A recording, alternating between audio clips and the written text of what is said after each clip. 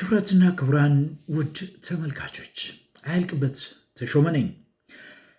ከ17-18 ዓመት በፊት የተፈጸመ አንድ ክስተት ትዝ አለኝና እሱን ላቀርብላችሁ ወደድኩ። እነሆ ተከታተሉት።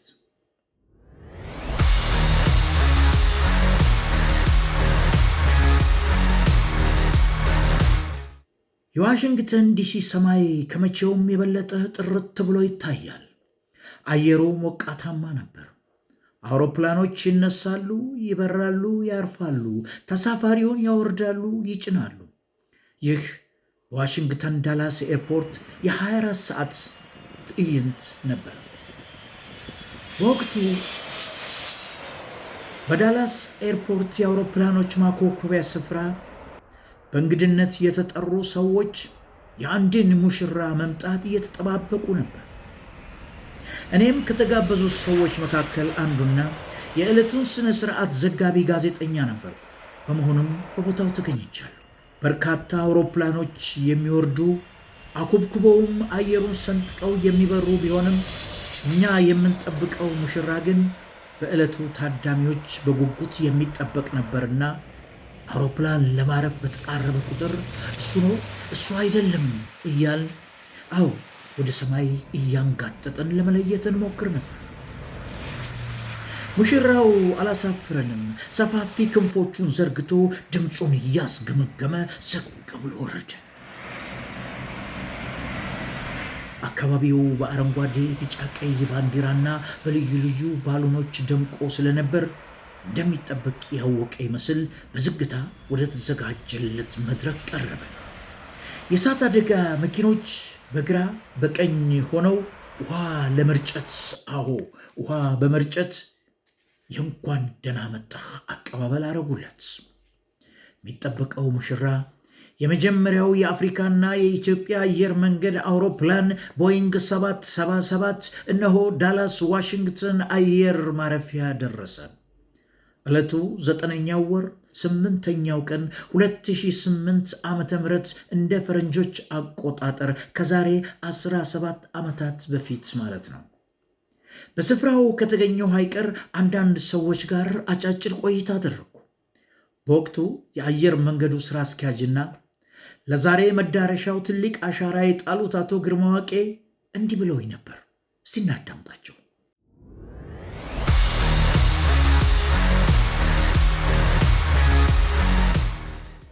አቶ ግርማ በእውነት በጣም ነው የማመሰግነው። እንኳን ደስ አለዎት ማለት እፈልጋለሁኝ። ይሄ ቀላል ነገር አይደለም። የመጀመሪያው 777 አውሮፕላናችን ዛሬ እንግዲህ መግባቱ ነው መሰለኝ እና ይሄ ትልቅ ነገር ነው። ይሄ ደግሞ በእርሶ የአስተዳደር ዘመን ውስጥ በኢትዮጵያ አየር መንገድ ከፍተኛ እድገቶች ታይተዋልና በዚህ ላይ ምንድነው የሚሰጡት አስተያየት ነው? አሁንም 777 ሌሎች አውሮፕላኖች አሉ። ከዚህ ወዲያ ሌሎችም አውሮፕላኖች ዘመናዊ አውሮፕላኖች ይመጣሉ ማለት ነው። ይሄ በእርሶ አስተዳደር ዘመን የተደረገ ነውና ስለዚህ ምንድነው ያለው አስተያየት? እንግዲህ አንድ የግለሰብ የሰራው ስራ አይደለም። ይሄ ማኔጅመንቱ፣ ሰራተኛው፣ ቦርዱ በአንድነት ሆኖ የሰራው ስራ ነው። እንግዲህ የእግዚአብሔርም እርዳታ ተጨምሮበት ጥሩ እድገት ነበረ። ያ እድገት ነው አሁን አይሮፕላኖች በርካታ አድርገን እንድንገዛም ያበቃል። ይህን አይሮፕላን 5 አዘን ከ5 የመጀመሪያውን ዛሬ መቀበላችን ነው። የዛሬ ወር ደግሞ አንዱን ከ2 ወር በኋላ ሌሎቹንም በሚቀጥለው አመት ውስጥ 2ቱን እንቀበላለን። ድሪም ላይነር 787ን ደግሞ በኖቬምበር በጁላይ 2011 ጀምሮ መቀበል እንጀምራለን። እነዚህ አይሮፕላኖች መስመር ላይ በሚገቡበት ጊዜ አንደኛ የአገልግሎት ጥራታችንን ከፍ ያደርገዋል። የዚህ አይሮፕላን መግባቱና ከዲሴምበር 15 ጀምሮ በ777 ብቻ መስራት በምንጀምርበት ጊዜ ከዋሽንግተን አዲስ አበባ ቀጥታ ማብረር ያስችላል። ያንን ማስቻሉ ብቻ ሳይሆን ደግሞ ብዙ ካርጎም እንድንጭን ይረዳል። በአንድ በኩል ኤክስፖርት ይረዳል። በሌላ በኩል ደግሞ ሰው ከዚህ ሄዶ ሮም ላይ የሚቆይበትን ጊዜ ያድናል። 1-2 ሰዓት ያድናል ለመንገደኛውም እና በዛ ምክንያት የአየር መንገዱን ወደ ሌላም ያለውን ኮኔክሽን ሁሉ እንዲያጠናክር ይረዳዋል። በዚህ ላይ አውሮፕላኑ ለመንገደኛ በጣም አመቺ ነው። ምናልባት አሁን እድል ካለ ታየዋለህ። በጣም አመቺ ነው። የመቀመጫውም ሰፋፊ ነው። መሬቱ እንትኑ በእግርም እንደ ልብ መዘርጋት ያስችላል። ለመጀመሪያም ጊዜ ደግሞ ስሊፐር ሲት አስገብተናል እና አየር መንገዱን ወደ ተሻለ ደረጃ ይወስደዋል ብለን እናምናለን። አመሰግናለሁኝ። በጣም ትልቅ ነገር ነው። እንግዲህ እነዚህ ሌሎች ቀሪ 4 አውሮፕላኖች አሏቸው። ከዛ ደግሞ 787 እነሱ ደግሞ 10 አሉና እነዚህ በጣም ብዙ ናቸው። ይሄንን ሁሉ ለማስተናገድ ግን የማኮብከቢያውና የጋራዡ የተለያዩ ነገሮች እዛ ፋሲሊቲዎች የጥገና የምኑ ያ ሁሉ ነገር በቂ ነው ወይ? ለዛስ ተዘጋጅታችኋል? እየሰራን ነው። በጋራዥ በኩል ተጨማሪ ጋራዥ እየሰራን ነን። እንደሚታወቀው የዛሬ 4 ዓመት አንድ ትልቅ ጋራዥ ሰርተናል። 2 ካሉት በላይ 3ኛ ተጨማሪ ግን ያስፈልገናል እና ያንን ኦልሬዲ ለመስራት ተዘጋጅተናል። ቢድም አውጥተናል። እሱ ይሰራል። ማኮኮቢያው ችግር የለውም፣ ግን አይሮፕላን ማቆሚያ ቦታ እጥረት ስለሚኖረን እሱንም አሁን ከኤርፖርት አስተዳደር ጋር ተነጋግረን ኤርፖርት አስተዳደር ነው ይህንን የሚያሰራው። መንግስት በቅድሚያ እንዲሰሩት አድርጎልናል። እርግጥ ለትንሽ ጊዜ ይጠበናል። ምናልባትም የእኛ አይሮፕላኖች የሚጠገኑበት ቦታ ማቆም ይኖርብን ይሆናል፣ ወይንም ካርጎ የምናቆሙበት ቦታ ድረስ መውሰድ ይኖርብን ይሆናል ለትንሽ ጊዜ። ግን ከዛ ያልቃል። ያ ሲያልቅ በቂ ማቆሚያ ቦታ ይኖረናል። ለቅርብ ጊዜ ችግር ከበድ ያለ ችግር አይኖረንም። ግን አሁን በምንሄድበት ሁኔታ ከአንድ 4-5 ዓመት በኋላ ስለሚያስቸግር ኤርፖርቱም ወደ ሌላ ቦታ መታሰብ ይኖርበት ይሆናል። ይህንን ከሚመለከታቸው የመንግስት ክፍልና ከኤርፖርት አስተዳደር ጋር እየሰራን እነሱም ጥናት እያካሄዱ ነው። ያኔ በደንብ ለእድገት የሚረዳ ኤርፖርት ይኖረናል ብለን እናምናለን።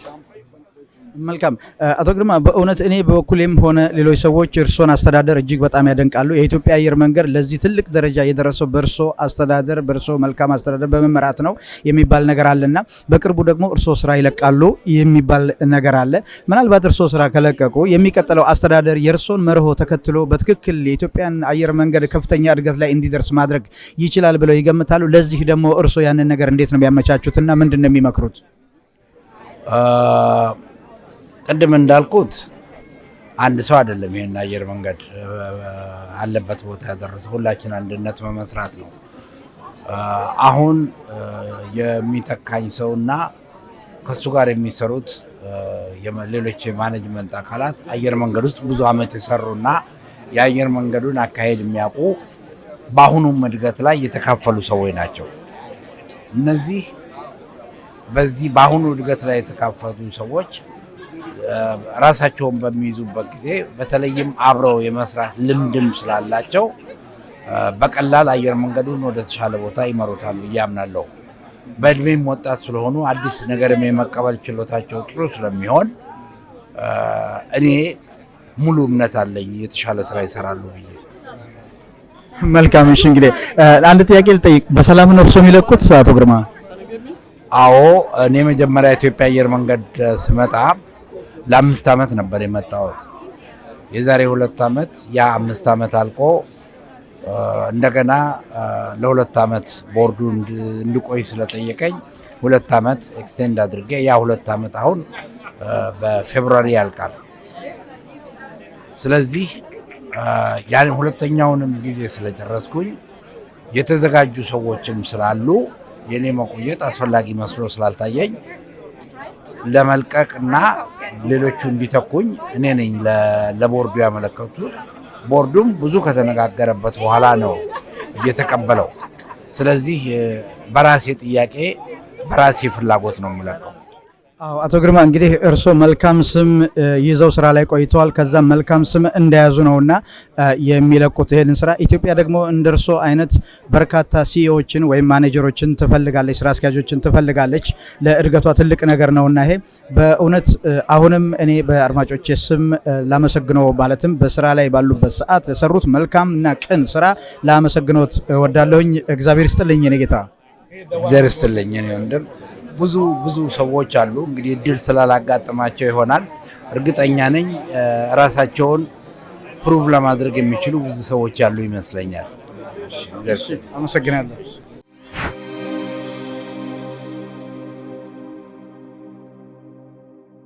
አቶ ግርማን ተሰናብቼ ዞር ስል ይህንን ታላቅ አውሮፕላን ከዋሽንግተን ዲሲ ወደ ኢትዮጵያ የሚያበሩትን የመጀመሪያውን የቦይንግ 777 አብራሪ ፓይለት ካፒቴን ደስታ ዘሩን አገኘኋቸው።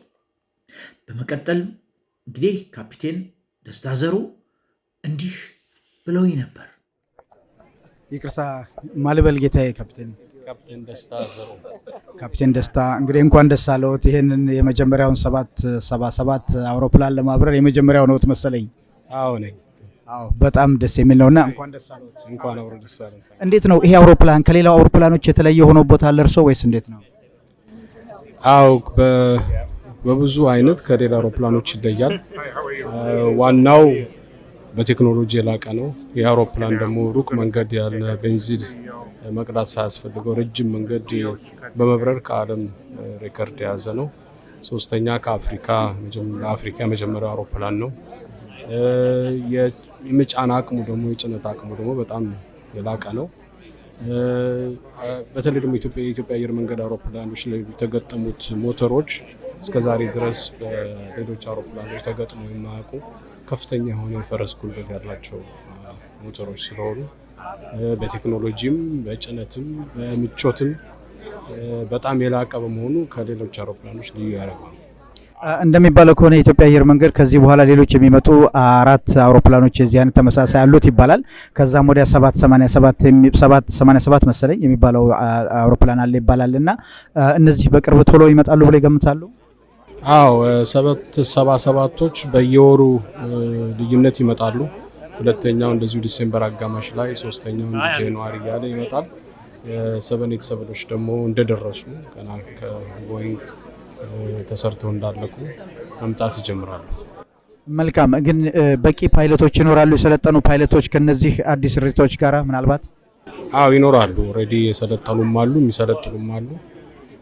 ይኖራሉ ፓይለቶች ለማብረር የተዘጋጁ። እሺ ካፒቴን አመሰግናለሁ። እግዚአብሔር ይስጥልኝ። አያልቅበት እባላለሁ ከሬዲዮ አቢሲኒያ። አመሰግናለሁ። እሺ እኔም እግዚአብሔር ይስጥልኝ። አመሰግናለሁ።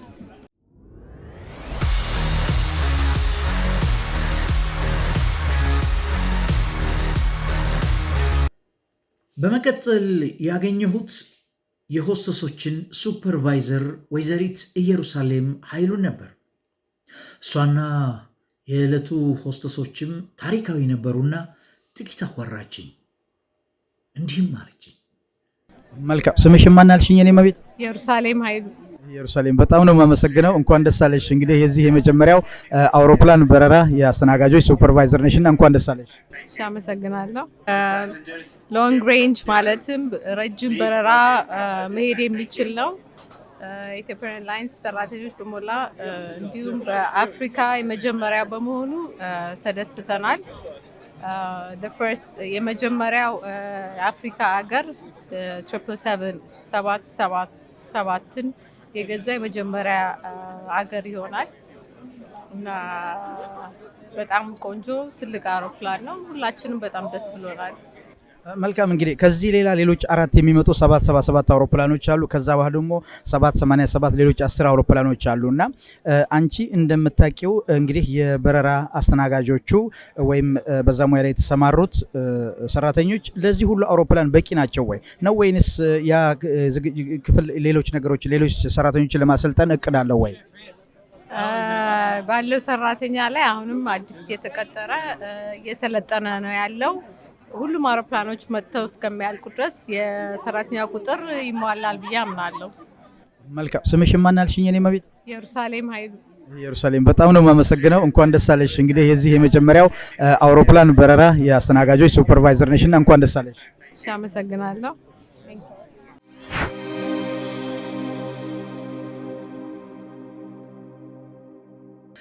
በዕለቱ በርካታ እንግዶች ቢኖሩም በመጨረሻ ያገኘሁት ታላቁን ኢትዮጵያዊ የአፄ ዮሐንስን የልጅ ልጅ ልጅ ልዑል ራስ መንገሻ ስዩምን ነበር።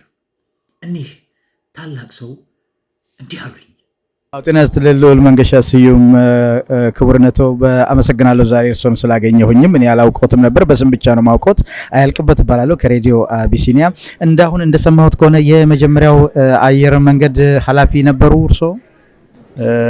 የኢትዮጵያ አየር መንገድ በ15 ዓመቷ እኔ የቦርዱ ሊቀመንበር ሁኜ ሰራ ነበረ እና በዚያን ጊዜ ከፕሮፐር ኤንጂን BC6B ከሚባለው ወደ ጄት ኤጅ በእኔ ዘመን ነው የተዛወረው እና በዚያን ጊዜ ሁለት ጄቶች ስንገዛ የኢትዮጵያ ፓይለቶችም ሜካኒኮችም መኖር አለባቸው በሚል ሲያትል ድረስ ካፒቴን አለማየሁና ካፒቴን አዳሙን ሌሎችም 6 ሜካኒኮች ወስደን 2 ዓመት ይፈጅ ስለነበረ ሁለቱ አውሮፕላን ለመስራት በዚያን ጊዜ እነሱም ያን ጥናት ወስደው በ2 ዓመቱ የኛ ፓይለቶችና ሜካኒኮች ያበረሩ አዲስ አበባ በቀዳማዊ ኃይለ ሥላሴ ዘመነ መንግስት አስገቡ።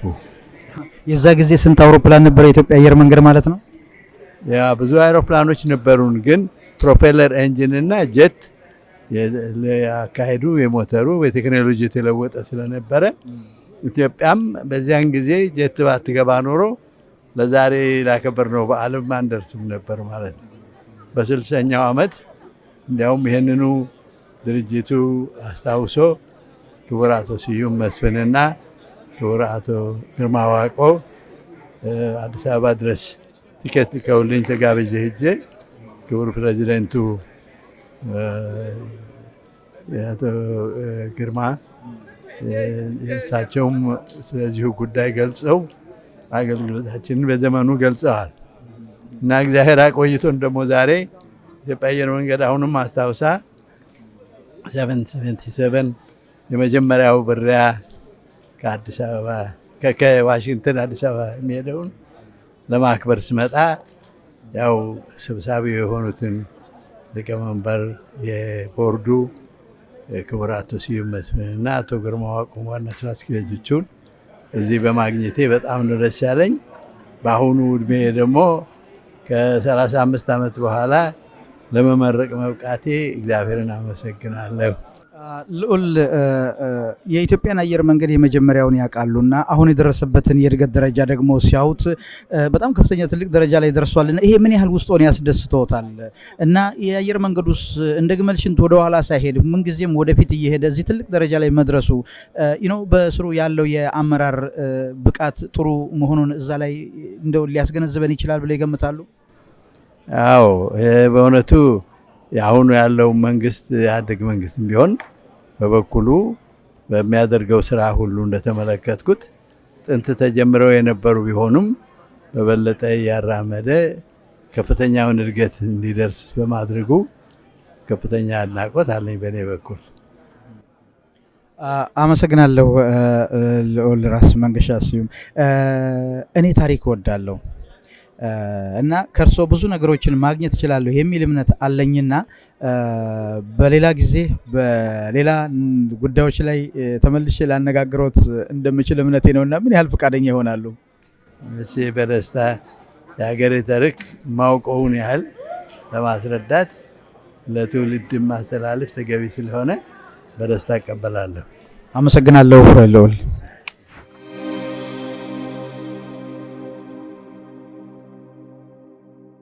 አዎ ይህ የሀበሻ ድምፅ ነው።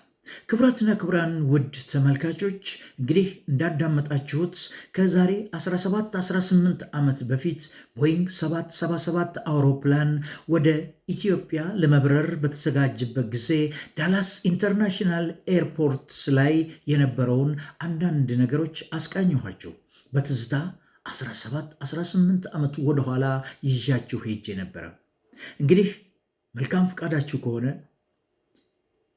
ዝግጅቴን በሚገባ የምትከታተሉት ከሆነ ደግሞ አንድ ኬክ ስለተቆረሰለት አውሮፕላን ደግሞ በሚቀጥለው ሳምንት ታሪኩን ይዤላችሁ እቀርባለሁኝ። አያልቅበት ሾመ ነኝ።